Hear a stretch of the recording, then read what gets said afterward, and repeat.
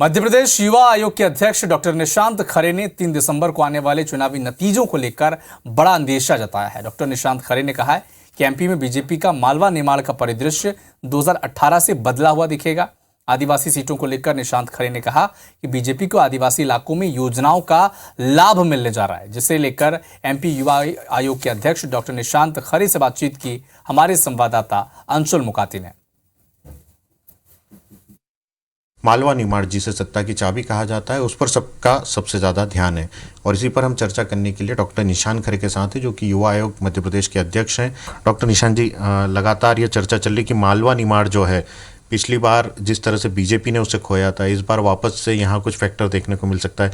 आदिवासी सीटों की बात करें, क्योंकि एक बड़ी आदिवासी सीटें जो सरकार बनाने में महत्वपूर्ण भूमिका निभा रही हैं, तो क्या उस पर असर देखा जाएगा पूरे चुनाव में, और क्या लग रहा है कि सरकार की जो सत्ता की चाबी वो मालवा निमाड़ से निकल करके आएगी? देखिए, इस बार मालवा निमाड़ का परिदृश्य 2018 से बिल्कुल बदला हुआ दिखेगा, ये बात निश्चित है। आदिवासी सीटों की बात करें तो क्या ऐसा लग रहा है कि कौन सा मैजिक जो है वो बीजेपी के पक्ष में चल सकता है?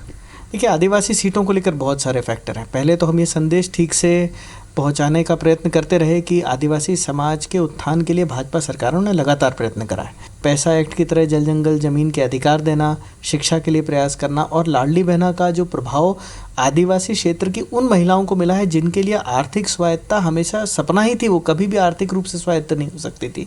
ये सारे फैक्टर मिलकर जब काम करेंगे तो मुझे लगता है कि बहुत अच्छा परिणाम देखने मिलेगा। पैसा एक्ट को लेकर कहा जा रहा था कि बीजेपी ने पैसा एक्ट तो लागू करा, लेकिन जिस तरह से पैसा में नियुक्तियां हुई, उसके बाद से आदिवासी इलाकों में उसका विरोध जरूर बढ़ा था।